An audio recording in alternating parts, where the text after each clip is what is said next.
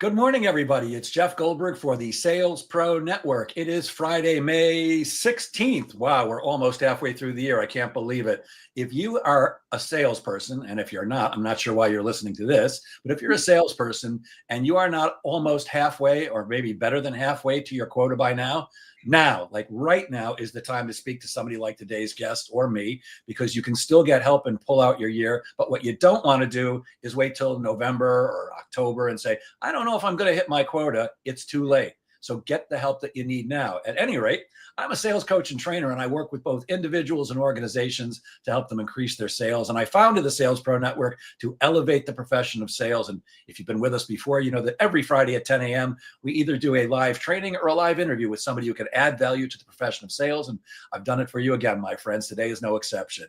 Today's guest is a sales consultant and sales conversion coach. And we're going to have to ask her about this one, a neuro resilience specialist. I think I pronounced that correctly. Please meet Kirsten Carey. Hey, good morning, Kirsten. Hi, Jeff. How are you?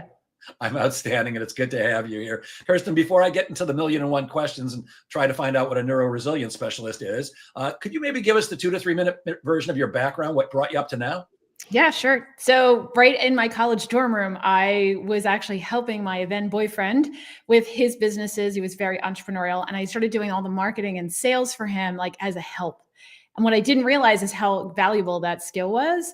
So even in college, I was picking up clients outside of him, where I was getting paid to help sell and market what their services were. So right out of school, I was able to really be an entrepreneur and pay my own way. And after 30 years, up into my 30s, I was still doing that. And I was getting paid by big companies, Verizon and UPS. And if you're on the East Coast, in the United States, you'll know Aramark was a big client for me, but I was working with their high-level professionals to be more effective, more persuasive in front of audiences, to get their teams on their side, to sell their products or services. So I was doing great. And then I wasn't feeling good. And I finally got diagnosed with an autoimmune condition and then a second autoimmune condition. So celiac disease and Hashimoto's, for those of you who are on the same train with me.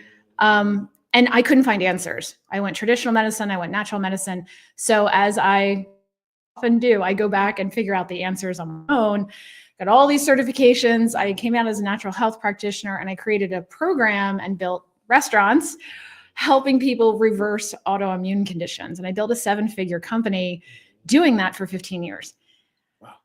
Yeah. So I kind of went sideways and went a different way, but the health and marketing space, learning how to sell in that space, because the people are in a different energy. They're in a lower vibration because they're really just trying to get away from not feeling terrible all day long, and they're terrified. It's slightly different than a lot of people wanting to get people to the other side and people are excited about something. This is more about I'm being forced into it. So it was a different energy in the sales process. So I learned a ton doing that. But the whole time I had that company, I still had practitioners and other people coming to me saying, can you help me with my business? Can you help me build? So my side hustle to my business was still helping people in marketing and sales. So I've then stepped back into officially the front hustle. The official hustle is back into marketing and sales. So you just see I can help more people that way. And there's enough health practitioners and know what they're doing that I was able to hand my company off to some of the coaches that worked for me and be able to step into this officially. Amazing. And when you and I first met, you mentioned that you had the autoimmune diseases and had that company. I told you that my daughter, my oldest daughter, has celiac and diabetes, and we had a lovely conversation. I think you sent her a book. Yes, it's on its way. You know, people who suffer with that stuff.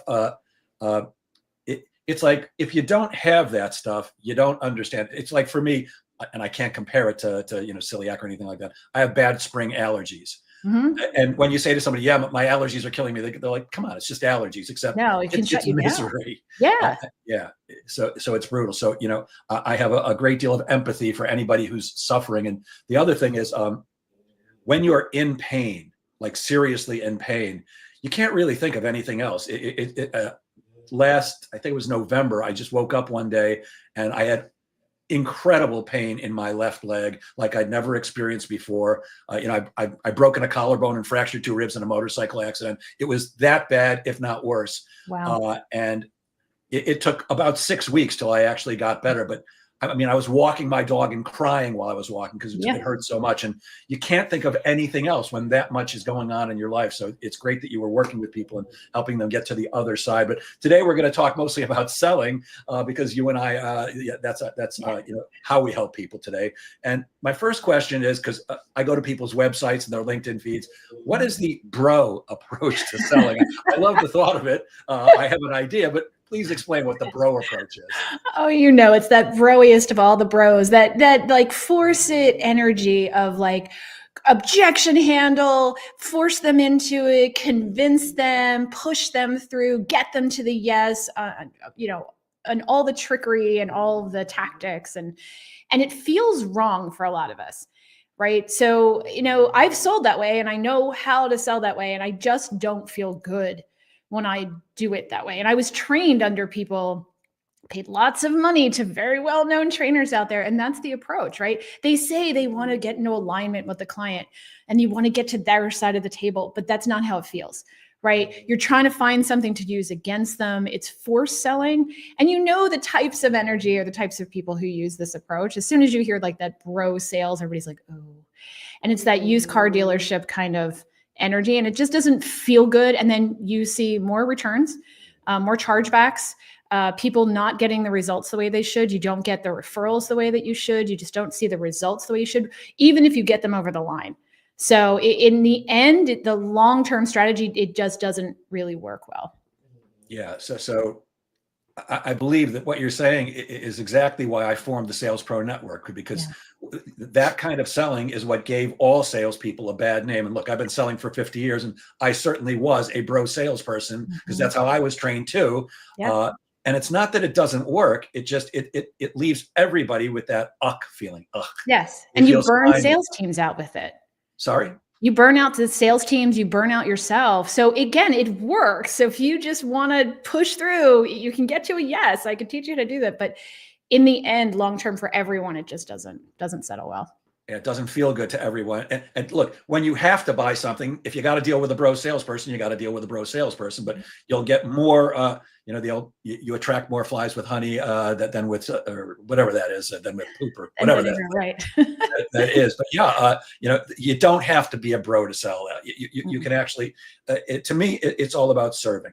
Yes. And I don't say that to be, altruistic or hairy-fairy, but it's when your come from is, I need to close a deal and I'm going to say and do anything I need to manipulate and convince and persuade. That's one way. But the other way is to come from, I'm here to serve this person or these people. And if I can, I'm going to do that. And if I can't, I'm going to let them know that too. That way, everybody walks away without feeling slimy. And I think you say too, you close more business and everybody feels better. Yes? Yes. Yes, you actually do. And it's less time on calls, believe it or not. There's so much less push energy. It's that like everyone's against each other. This should not be an adversarial process at all. No, sales is really about helping people make the right choice. Exactly. I say my definition is sales is not about convincing or persuading or talking people into things, which is the typical definition of sales. To me, sales is a conversation or a series of conversations leading to help the other person choose to do business with you, not talk them into it. Look, I've been selling a long, long time, and I've been in pushy sales. I sold Encyclopedia Britannica door to door for 8 years. I knew how to sharp close people because we knew that was a one-call close. If you did not buy the books the day that we met you, you were never, ever buying them. We were very good at applying the pressure, but it felt ucky. It felt wrong. And one of the things that happened for me was I made a decision at the age of 31. I was never, ever again going to tell a lie, mislead anybody just to make money. I like sleeping well at night. And I found that not only did I make more money, but I also slept better. So exactly. And honestly, again, being a health practitioner for 15 years, when somebody is that misaligned or they're doing something they don't feel good about, the body starts showing up differently because it actually starts settling literally. And this is measurable. And I can show you all the science studies and the PubMed articles about this. It shows up in your cells and tissues and puts more pressure on the system to be able to manage its everyday stuff. And now it's got to manage this inflammatory response it's having to this misalignment. So you see salespeople burning out, you see sales trainers burning out, you see people, entrepreneurs burning out because they're not aligned and they don't feel good about how they're doing it. Yeah. Now, you help salespeople reach a consistent 50% or higher conversion rate. That's exceedingly high. I mean, Mm. I'm an expert at sales. With coaching, I close better than 50%, but when I'm selling sales training, it's 43%, which is still Mhm. a high number, but you're consistently helping people get a higher than 50% conversion rate. What do we need to do to help more prospects say yes than say no? Great question. I mean, the biggest thing that I see turns things around for people is how they even start the call. So giving yourself that minute right before you jump in, and I do that where I jam all my sales calls up together and I'm doing them back to back, and I'm, feeding lunch in between at some point and getting the dogs outside to pee. But there needs to be a minute where you just get settled with your next prospect. And then from there, it's how you start the call. I recommend that people start the call setting the framework of the call to give the expectation to the person that's coming onto the call, the prospect with you, and letting them feel that they're also in control of the situation. But when you set the framework for something, you're still controlling the call, but they feel comfortable inside the call. So what I typically will say is, hey, we only have X amount of time to be on this call together today. My goal today is not to convince you of anything. My goal is to learn more about you, understand what it is that you need, where you are now, where you want to go. And if the solution that I have is the bridge to get you from where you are now to where you want to go, we can have a conversation about if it's the right thing for you right now or if it's not, because it might not be. And I'm going to be clear with you on that. Is that okay? Now I want them to participate. I've never had somebody say no, but I guess there could be a time, but they say yes. And I said, okay, so my job today is to help you find clarity. I'm not attached to your yes or your no. Are you okay with us just finding clarity and moving forward from there? And they say yes. Now, what we're doing is we're setting the understanding of what's about to happen. I'm still in control. Like they don't, because you've had that sales call, I'm sure, or the guy just takes off and you're like, whoa, dial it back, slow it down. I have some stuff I got to get from you. And they want to tell you your whole life story and all the things. This is where you're setting the idea of, hey, I'm in control. It's safe here. It's going to be okay. We're going to work through this together. My job isn't to convince you of anything. We're just getting clarity. And what I found is as soon as I shifted over to that, people are more open. I hear people all the time saying things like, I've never told somebody this before, or, oh my gosh, thank you for asking. Nobody's ever asked me that before. Or they have to sit in it for a minute with questions because they're like, that's a really good question. And now they feel seen and heard, and they feel like you're trying to understand them, which is a core need at our deepest level, is to be seen, heard, and understood. If somebody feels that, they'll tell you stuff. You won't have to go digging. You won't have to beat them to get the information out of them about what's going on. You won't have 150 excuses or reasons at the end where you're going to have to objection handle all day. And that's not what the process should be. It should be, hey, what do you need? Let's be really clear. Let's get to what is underneath the reasons you need what you need. And let's be really clear. Do I have a solution that's going to solve that for you? And if not, hey, more power to you, or here's a referral. You do your thing. Yeah. I love how that methodology empowers people in a way they're already empowered. I mean, people can say no, they can say screw off, they can do whatever they want, but acknowledging that they're empowered. It's kind of like my favorite way to prospect on the phone these days, using permission-based marketing. Hey, Kirsten, this is Jeff Goldberg. We don't know each other. I'm sure I caught you at a very busy time, but if you have just 30 seconds, I'll explain why I'm calling. And at the end of the 30 seconds, I'll ask if you'd like to continue the conversation. Kirsten, if you say no, I'm going to thank you for your time and hang up. Just 30 seconds, Kirsten. Is that okay with you? Now, of course, again, you're empowering people in a way because they can hang up, they can swear at you, they can do whatever they want, but acknowledging that makes them feel better and opens them up to, oh, maybe I'm not talking to one other a-hole salesperson who's got a truck, going to try to talk me into something I don't want, don't need, or can't afford. Right, because you're setting the framework and saying, I only need 30 seconds. And at the other side of the 30 seconds, you can do what you want to do next. So you're giving them permission. It's like working with a little kid. If you have a child in front of you, if you say, what do you want for dinner? They're like, and they're all over the place. If you say, do you want pizza or do you want chicken nuggets for dinner? You've set the framework and it resets what's going on and you're in control, but they feel like they're participating. Our adult brains work the same way. So you're setting people up. This is what we're doing. You'll get choices. Here's how it's going to go. And we're all going to be friends in the end. And it's okay to say no. And I'm going to potentially even help you to a no, because that's my job, is to help you find clarity, not to convince you to a yes. And it's like, it all changes from there. Right. And I love the word you just used. No, I was having a conversation with this just yesterday that uh, salespeople need to learn to love no. And Yeah. most salespeople hate it. It's like, I don't want to hear the no. It's why they don't ask for the sale, because they don't want to hear no. I Yeah. love no. I love yes better. Don't get me wrong, but I Yeah. love no. I hate everything else. Yep. Everything else blows my mind, wastes my time, and ruins my attitude. Think it over, talk to my partner, take it to the committee. I don't like any of that. And I personally, and I assume you do the same thing, I make it very, very easy for people to work with me. I make it just as easy for them to not work with me. You Yeah. don't want to work with me? I'm not right for whatever reason. Yep. I don't want to work with you either then. And I'm not saying that to be nasty. It's like, I'm only looking for good matches. I'm looking for where I can truly serve somebody, and I want to work with them too. And I'm going to take a wild guess that, like me, you have some criteria, which I call an ICP, an ideal client profile, for who I want to work with and who I won't.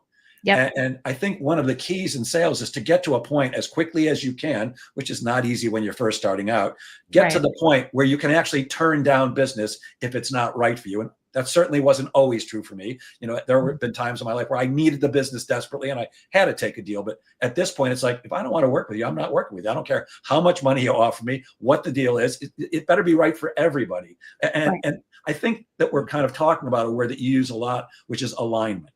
So what do we need to know about alignment that's going to help us close more business?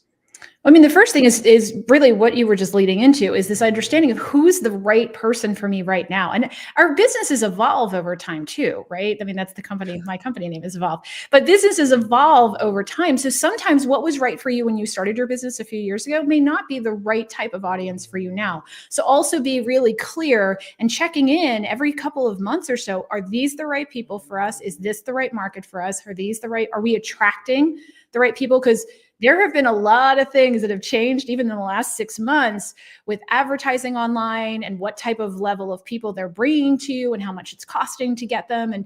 And social media has changed a lot, and people not making money off their social media accounts the way they used to. So understanding, what is this bringing me and what methodology am I using? Is it still aligned with who we are as a company now? Right. And so there is a point where either you need to up level and start moving through. I heard a story, and again, who knows if this is true, but I heard a story years ago about Disney, that every year they reevaluated what they were doing and how they were doing it and how they were pricing. And every year they said, if we're not losing 10% or less, but 10% was what they were shooting for. If we're not losing 10% of our customers, then we're not raising our prices appropriately and we're not attracting well. Now they wanted to recoup that. But if they lost more than 10%, they slowed down and they realigned. But if they were losing less than 10%, I know, which sounds crazy, they knew their pricing wasn't in line. They knew they weren't attracting people the way they wanted to. They looked at their rides and how many people were getting on them, and to see, are we realigning with who we are as a company? Because though their mission, I think, has stayed pretty much the same across, what they're doing, I mean, look at what they're doing now as a company. So again, I'm not saying Disney is the holy grail or anything, but it's interesting when you hear companies looking at that saying, we're actually purposely looking to offshed a certain amount of customers each year to up level us in a different way. So I think we need to understand who we are first as people and as a company and what we're striving for.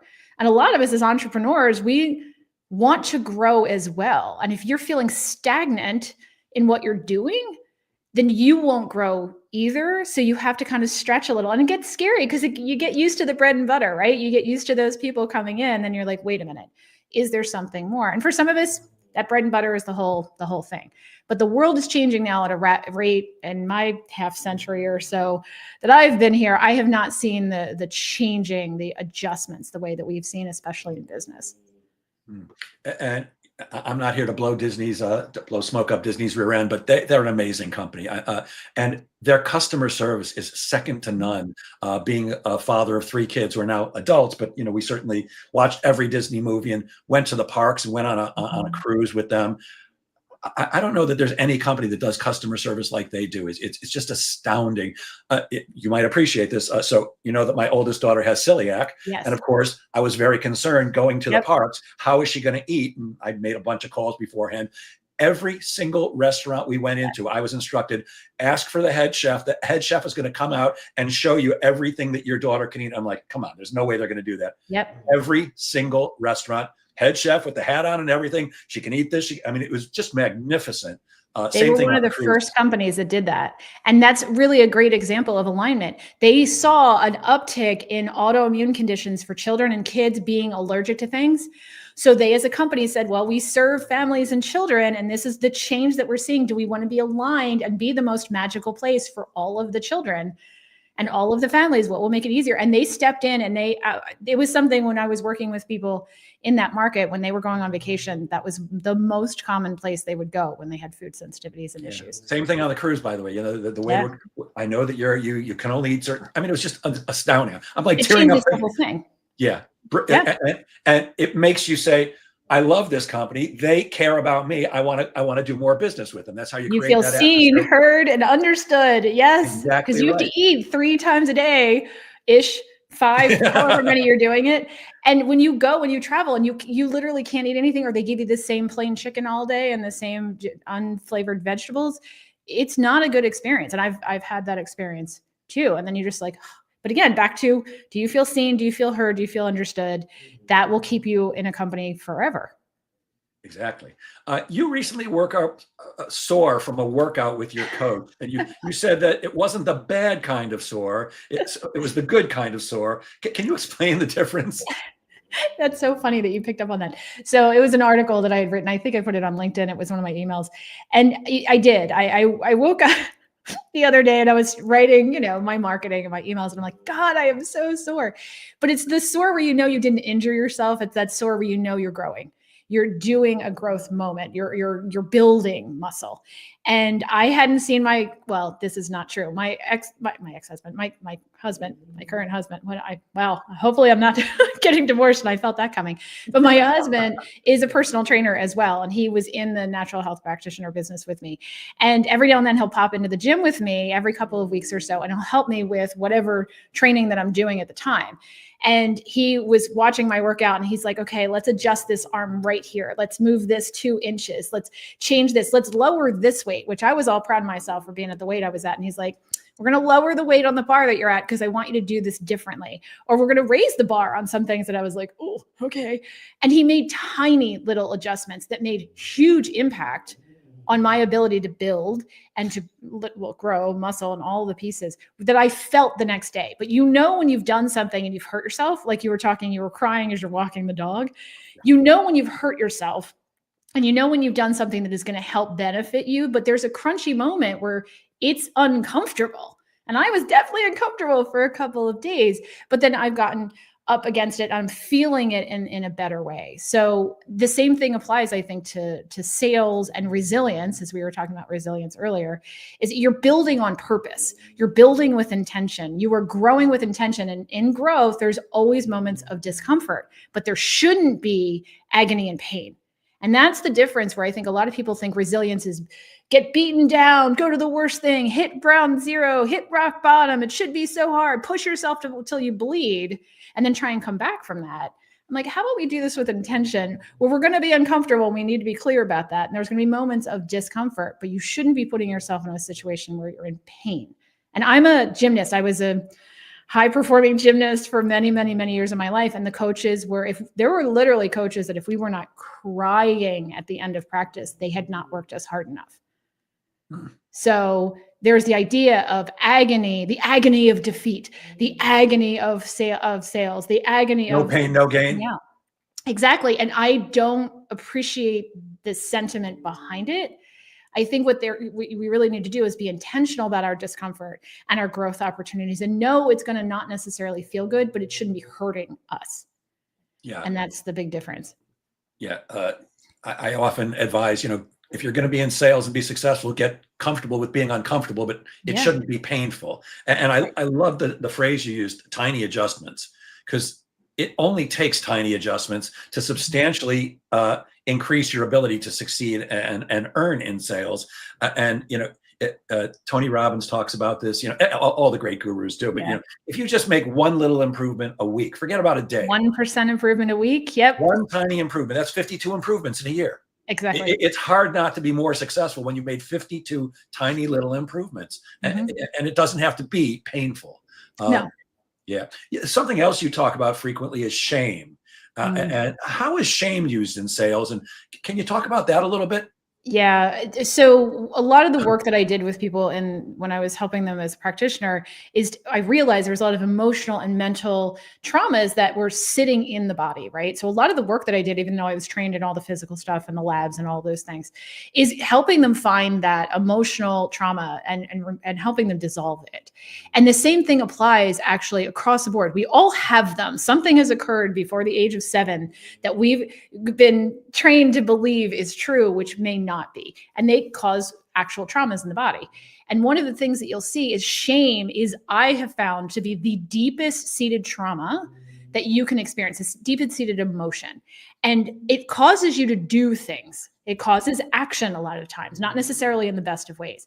And salespeople learned a long time ago through neuro-linguistic programming known as NLP and some of the trickery and the tactics to get to the shame point and then twist the knife. And when we act out of shame, we're acting at the worst part of who we are, and we're not acting in our true aligned selves in the best way. So when we move somebody across the line because of shame, it ends up being a really, really icky, technical term, icky relationship. So I'll give you an example. I was just reading this book the other day, and I was having this conversation with another friend of mine who's in sales, and she's also reading the same book. And I was like, loving what I was hearing in this book. However, there was a whole section, like an example, which was the best example I've seen in a long time on how to shame somebody in the sales process. So the question was, in a whole objection handling piece in the sales book, the question was, I've got somebody who's telling me that they don't have the money, but they're telling me they're willing to do anything. And we've all had that call. And the sales trainer's recommendation was to say to the person, well, obviously you care about your money more than you care about your solution. And even just using the word care was like, it's hurting me now to even say those words out loud the way that he did. And he's saying, come from a place of love when you say it. And I'm like, there is nothing about that is going to help that person not go into a shame spiral further by saying to them, you obviously don't care about what you're telling me, which is not true. They care, right? There's fear behind it. And caring and fear are different. Shame is a deep-seated emotion. You can move somebody across the line by doing that. So I'm not saying it's not going to work. I'm just saying you're going to feel awful. They're going to feel worse. They may even reject you after that, not do what you're telling them to do because they don't trust you anymore. So at that point, I was like, whoa, it's not that they don't necessarily care. There's another fear stopping them from making the leap over because they're so used to doing what they've done to this point to get them to here. The idea of doing whatever they're going to need to do to get to where they say they want to go feels scary. So let's get curious in that moment rather than calling them out and saying, well, obviously you care about your money more than you care about your solution. Say, okay, so what I heard you say earlier is that you wanted this solution. And I'm hearing that you're saying that it feels too expensive for you. Can you help me understand a little bit more? Because I might be able to help you get what you need. Let's talk about that. What is it that feels bad about it? And then again, we're letting them give us their story. We're letting them give us what this really problem is. We're not shaming them for it. So that felt so awful to me when I was reading that. And then I was like, I thought back to other times I've been in training seminars and they're telling you similar things to say. Like call them out, be the superior frame, do the, and I'm like, ugh. So can we get curious? Now, I will still hold somebody to something. I'll still say to them, hey, this doesn't feel aligned from what you said you wanted to what we're doing here. And I know moments like this can feel scary because you have to do something different and it's frightening emotionally to do something different.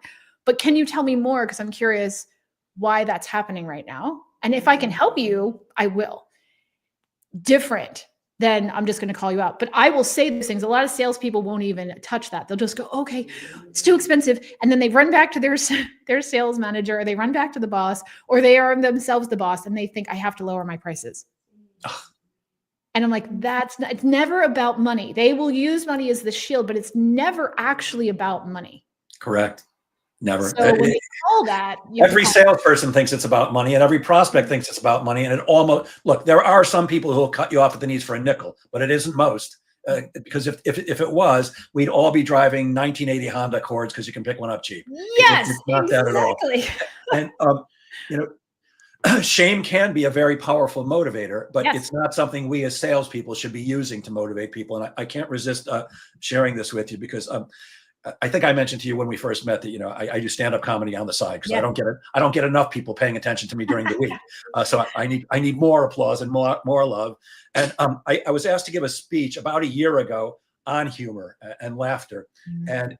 And in writing my speech, it came to me why all my life I've been the funny guy.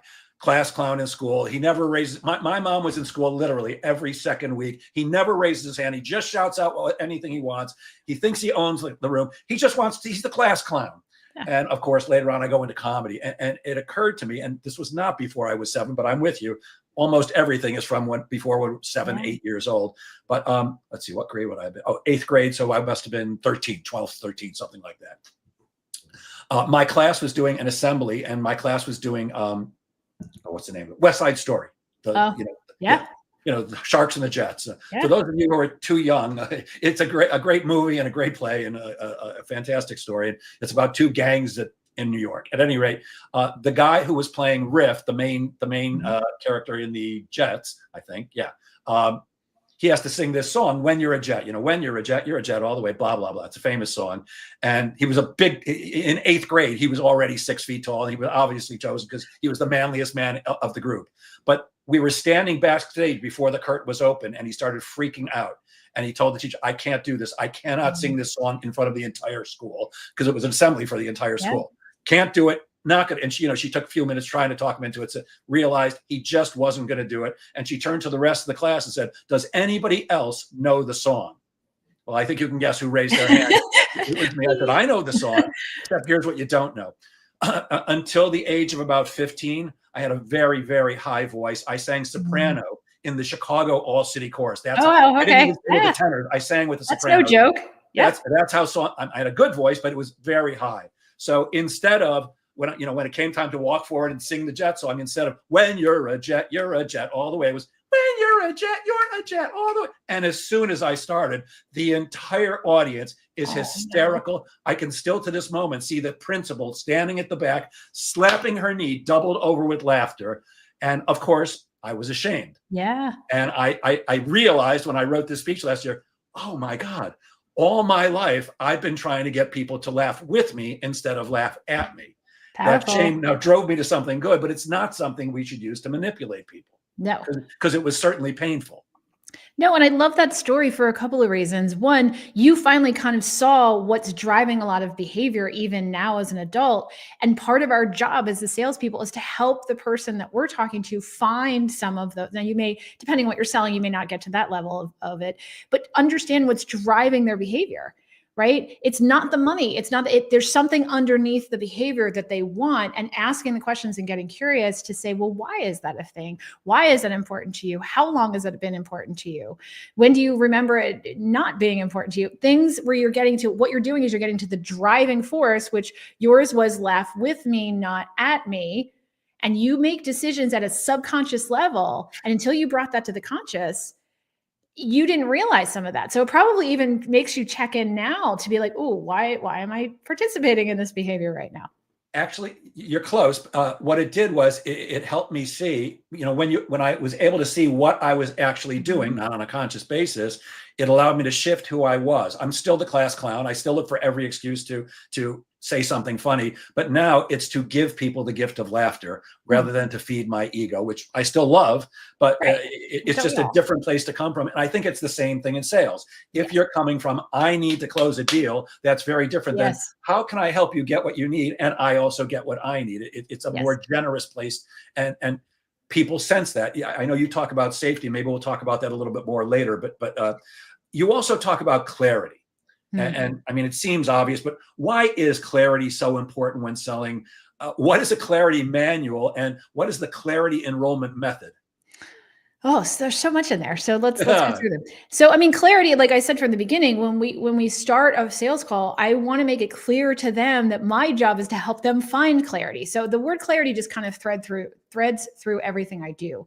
And then bringing it to the next level, which we were just talking about, is helping them find clarity on why they're being driven to the results that they're looking for, why they're being driven to seek out the solution, right? Because most people don't understand what's driving their behavior, their actions, and how they're doing things. So some of the simplest questions can get them there. But when they hear themselves, rather than you pointing out to them, oh, well, obviously you want this, this, and this, asking them, even when you know the answers to the questions, why do you want this? Or why is this important? Or why is it important for you now? When they hear themselves say it out loud, there's a sale right there. I mean, they're pushing themselves over the line at that point, right? So clarity becomes this like amazing. I mean, just think of the word. It's this crystal clear moment where if you've ever had those moments, you're like, oh my God, that makes sense. There's part of your job as the salesperson is making sense of everything. So most of them are confused at some level coming to you, or otherwise they would have been doing whatever the thing is that you were trying to sell them in the first place. So I have a process where I use 30 years of being in business for myself and building 6- and 7-figure businesses, and neuropsychology, neuro resilience, understanding, trauma healing. I use all of those pieces, but I also do an assessment of your business, who your audience is, all of the pieces that go into this, who you're trying to attract, who you are attracting, who you are. I use something called human design, which is a whole nother layer of all this, but I use about 12 different processes rolled and woven to all together to create a report based on where you are, where you think you're stuck, what you really want, that points out who you are when you're most aligned, who you are when you're out of sync with who you're supposed to be or who you were meant to be. And I show that to you in a way when people read this report, they're like, what is this? Like you can see the light bulbs going on and the clarity of who they are, why they've been behaving the way they do. So it's a whole psychology component to it, a business component to it. And it's super fun. It's multiple pages. But I do this assessment for people, and it wakes them up in a way where they feel more empowered to step into who they really are, let go of the things that don't work for them that they were doing because they were conditioned to believe they had to do it. Like, I'll give you an example. I have a client who she is like all about details, like to the point where she can't let go of some things. And I was working with her and her executive team, and her virtual assistants as well.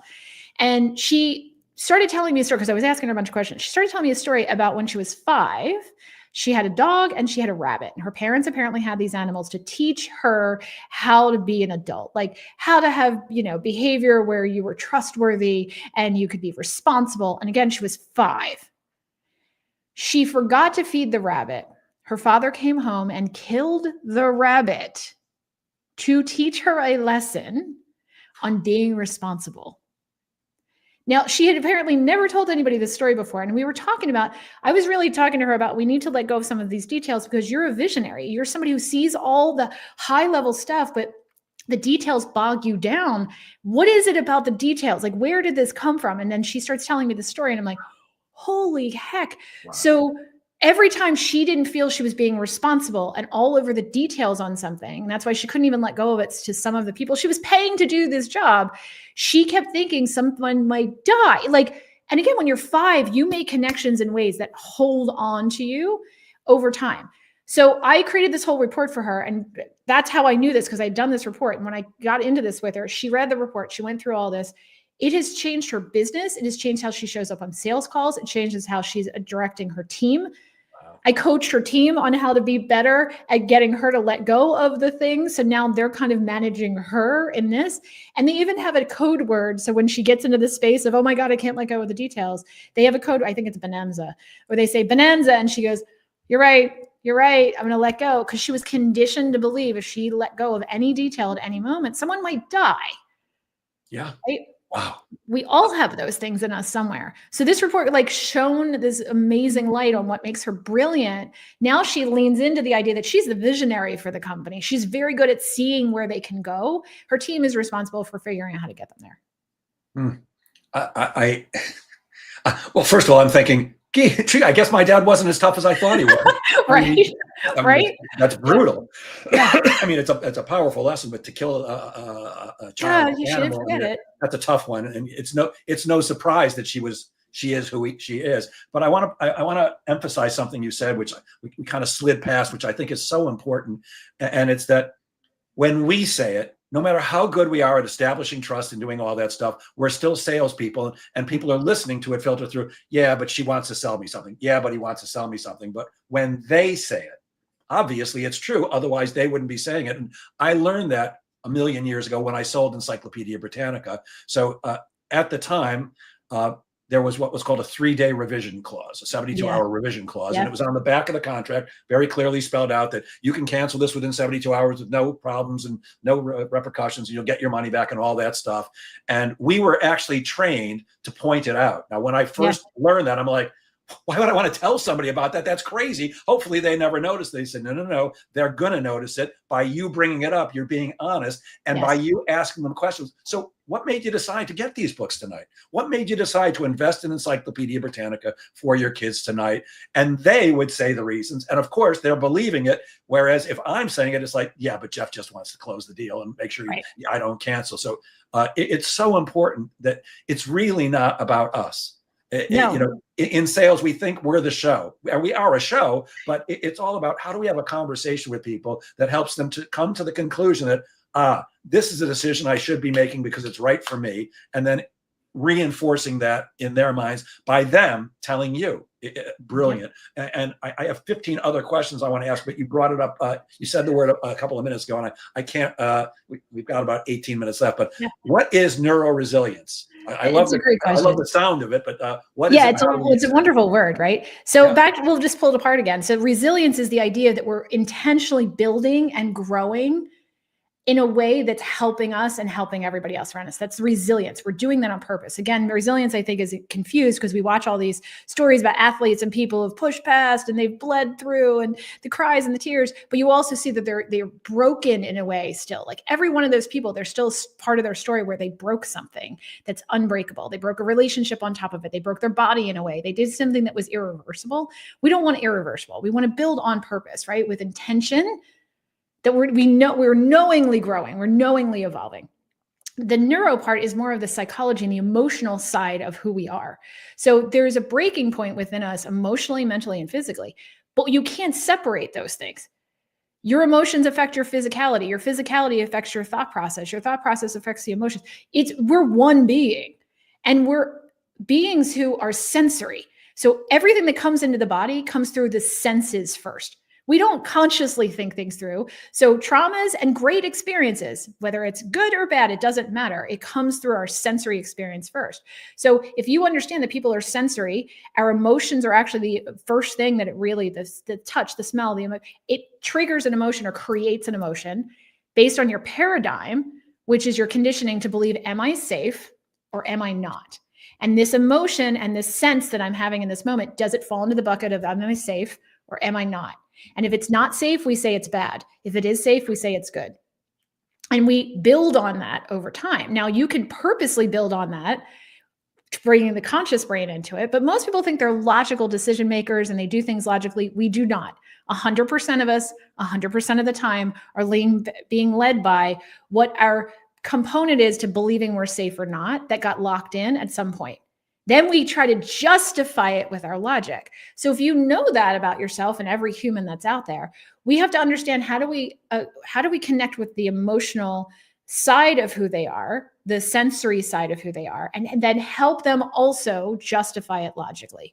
We want to understand the logic, but most people think they're these logical beings. We're not, right? So if you can do all that with intention and you can build on all of that, the neuro resilience comes in, the emotional resilience, the understanding, but doing it where you're not breaking yourself or the other person. Like when you're using shame, you're purposely going to the break the person's side of who they are, and you're actually injuring them in some way, or you're feeding into a fear of loss or a fear of trauma or an issue going on there. So the neuro resilience part is all of the pieces and building it with purpose and intention in the best way to help everyone, than in the worst way to bring them down and just make them say yes.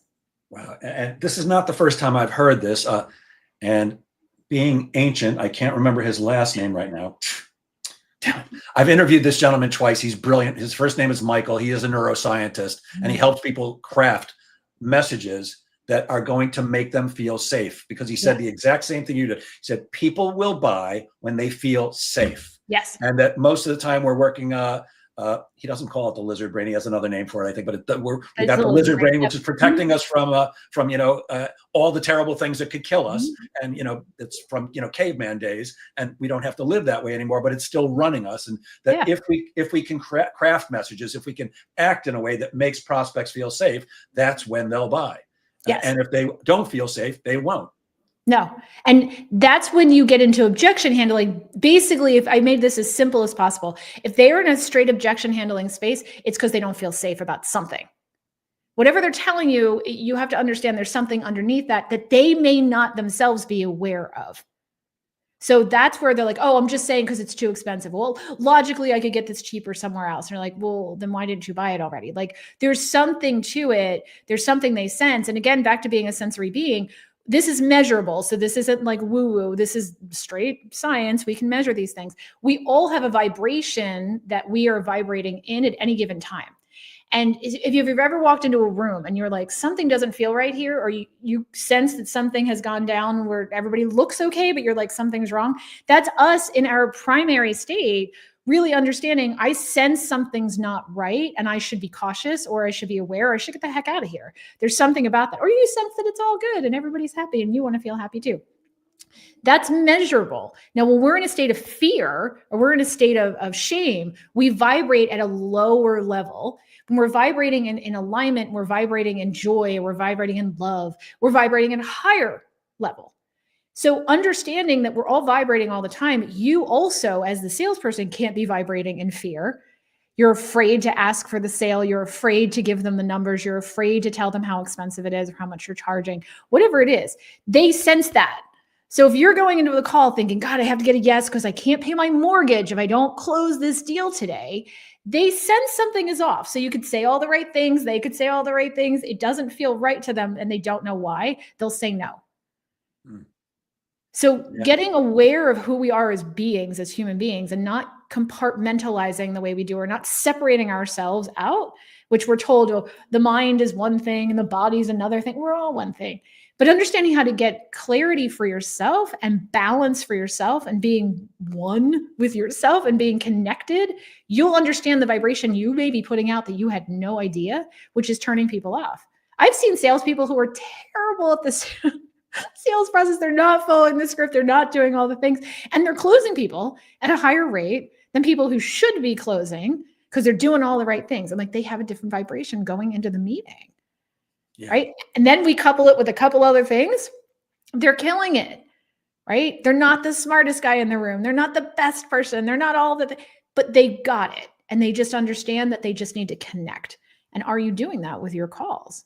Yeah. I find that so often, even excellent salesperson, where they crumble is that fear of telling the price. Mm-hmm. When it comes, I've shared this on this broadcast a couple of times, but I can't resist. So when I'm listening to a sales pitch and when somebody's trying to sell me something that I might very well be interested in, of course, I'm listening with two sides of my brain. One is I'm listening to what, do I want this? Do I need this? Can I afford it? All that stuff. But the other side is I'm judging their sales process because it's what I do for a living. So I'm like, are these guys good or not? So I had a conversation with two guys from Australia.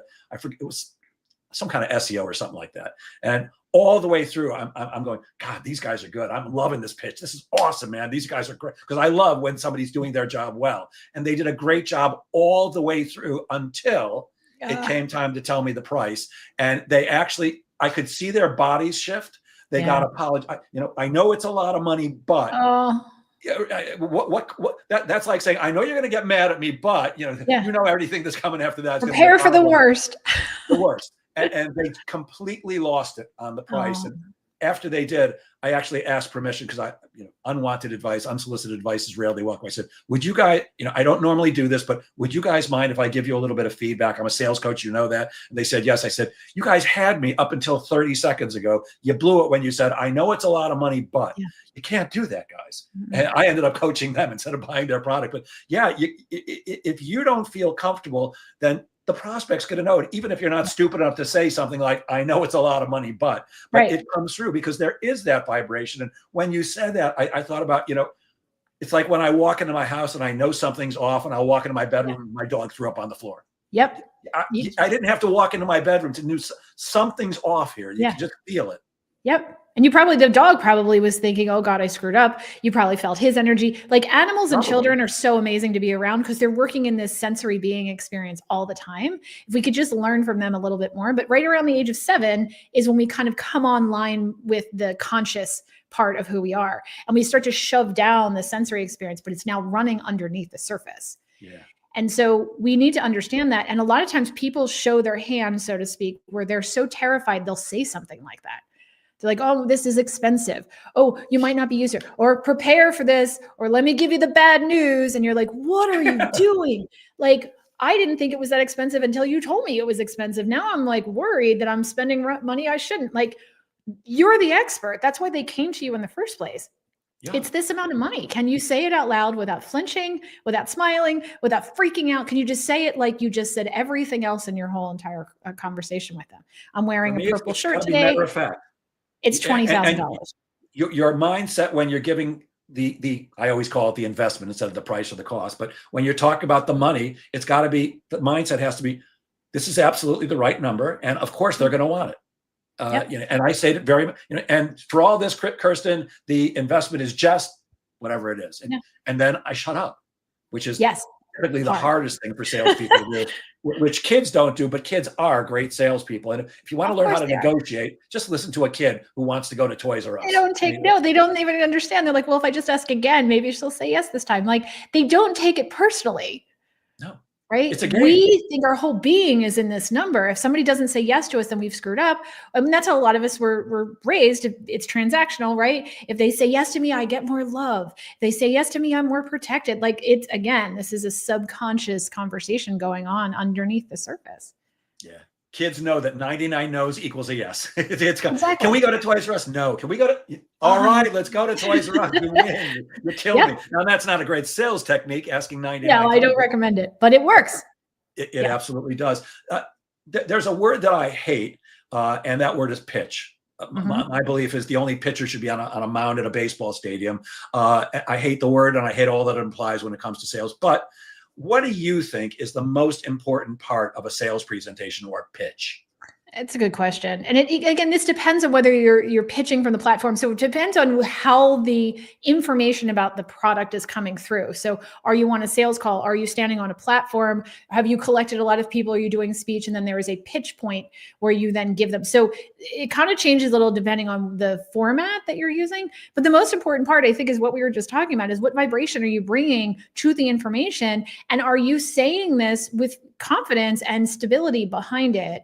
Or are you terrified? And I've seen some amazing people step up on platforms who handle audiences really well, and they get to the pitch part, the pitch, where they're explaining the reason for the program or the pieces of the program, and they get so in the weeds with all of the details about what you get, they miss the bigger picture, which is, I know those of you who are here, this is the right thing for you.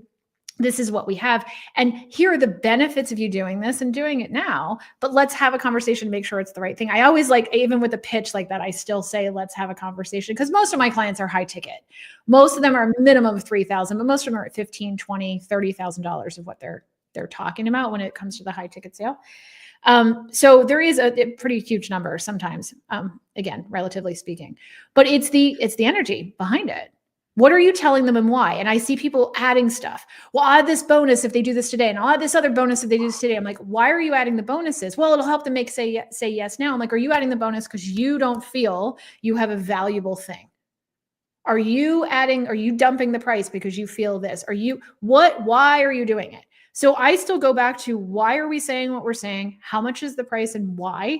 Why are you adding all these bonuses right now? Why are you dropping the price? Why are you doing a forced sale today? Like, what's going on? And I think that's the most important thing in the pitch, is what are you bringing to it, and where is the fear in you in this pitch? Yeah, and you just mentioned something that I cringe at so deeply that it's beyond belief. It's a salesperson who goes, okay, the price is this, but if you buy today, it's that. And I'm not going to name the company because they're a very well-known company, which I've dealt with several times, bringing them into clients because I believe in their service. It's fantastic. But every single time, obviously they don't recognize my name because I'm consulting with different clients, but every single time they do the same thing. All right, here's the price, but if you buy it within the next 3 days, it's going to be this. And my answer to them every single time is, I wish you hadn't said that, because now I'm not going to buy until next week. And I know that when I call you next week at a better price, because I'm going to make you go back to your manager and say, I'm ready to do business right now. But if you hadn't said, if you do it within the next 3 days, you would have had a sale today.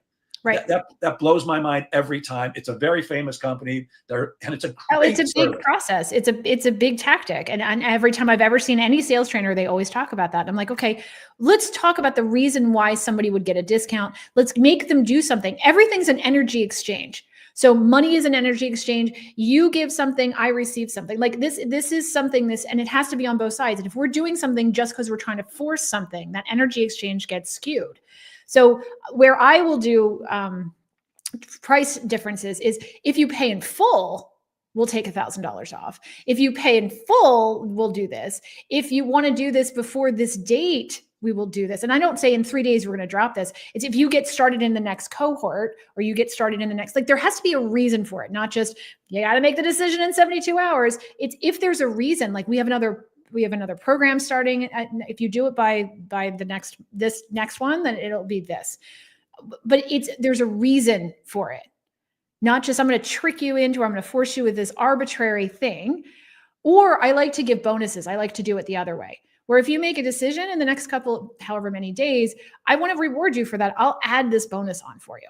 So it's not a money thing. It's not you're getting something taken away from you. It's not I'm like, hey, I'll add this extra thing in, or I'll throw another coaching call on for you. Like, I usually do it based on what they said is most important to them. Like, I want more one-on-one support, or I want to make sure I get this. I'm like, you know what? I'll add, if you do this in, whatever time period or whatever thing, I'll add this program on for you, or I'll add this thing that you asked for. And I'm like, and if not, that's cool too. So if they do come back, and sometimes they will come back later, I don't give them the bonus. Like, I have to stay in right. alignment with what I promised. Integrity. But what you're saying is that you see it, and I see it too. I saw this the other day. There was somebody trying to pitch me on working with setters. And it was a whole company, and they work with setters, and you pay an X amount of money to start working with them, and you pay per call that comes through. And I was investigating some of these companies for my clients, and actually for myself. And she gave me some price, and she said, and if you pay in full, it's this much. And it was right in alignment. So I was like, okay, I get what they're doing. And then she said, do you want to make the decision now? And I said, actually, no, because I really want to kind of sit back and look at what I'm doing with this and this and this. She said, when would you like to make the decision? And I was like, and I gave her a date, and it was like 6 weeks out. She said, if you make the decision on that call, then I'll give you a discount, and it'll be this much. And I'm like, interesting. Like, I kind of like how that was. She let me be in control. Okay, cool. And then 2 days later, I got an email from the company that said, we normally charge this amount, which was not what they had promised me, but we'll give you this amount, which was less than the discount she was going to give me if I made the decision in 6 weeks. And it was a mass emailing. It wasn't like she personalized it to me. I knew how their systems work. And I was like, I feel so icky about this company now. Yeah. Right? Because now this is arbitrary. Like, they had it going on. I understood why they were doing what they were doing. I was like, and then I got this email, and none of the numbers lined up. And I was like, oh, so if I don't make the decision, I can get this for less. Like, what? So yeah, we have to be consistent in what we're telling people. Yeah, it's like when you go to buy something online, and you put something in the shopping cart, and then you decide, I'm not going to buy it, and you leave, and then an hour later you've got an email from them. Hey, we noticed you left something in the cart. If you come back, we'll give you this discount. Gee, why didn't you just give me that in the first place? Right. I get it from retail. I understand why they're pushing the numbers. But there is a point where let's put it this way. There's a level of mistrust going on for the buyers in a way now that I don't think I've ever seen in the 30 some years that I've been selling. There's a level of mistrust. So you have to also know that's layered onto, not your fault, but layered onto you as a salesperson because of a lot of these tactics and tricks that are being used by other companies. Yeah. And I got to tell you, if somebody said to me, look, I can give you a discount within 3 days, after that, I'm not going to be able to. If that was really true, I'd be okay with it, except they use that same tactic every time. I've dealt with this company 5 or 6 times. Every single time the conversation ends with, and if you do it within these 3 days, No, I'm not. Now I'm definitely not. And I hate to say this, but we're actually out of time because I've got 75 more questions for you and I could talk to you all day. So instead, I'm going to share my screen. Would you let people know how they can reach you if they're interested in speaking with you or possibly working with you? And by the way, some people can see this, but this will get converted to a podcast and they won't be able to see it. So if you spell it out for people, please. Yes. So it's evolveminded.com. So evolve, EVOLVE, minded, MINDED.com.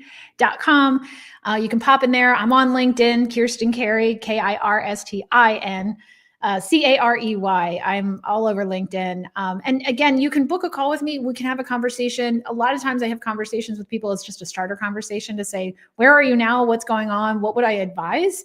And it might not be me, or it might not be me right now. But I would like to help people kind of see where their hangups are, where their challenges are, because sometimes you don't know in the sales process. But if you're interested in the Clarity Method assessment tool that I use with people, I can also do just that for you to get you started. So, book a call with me. We'll have a conversation. We'll get some clarity. We'll have a good time. Beautiful. Is there a phone number you'd like to give out? No, everything's on the website. So if they just remember evolveminded.com, everything is right there. Perfect. Well, I really could talk to you all day. You're super cool, but we are out of time. So thank you so much for sharing your brilliance so generously. And I will end this as I always do every week. Guys, please remember that sales is a game of making things happen. Get out there and make sales happen. Have a great weekend, everybody. Have a great weekend, Kirsten. Thanks again. Thank you.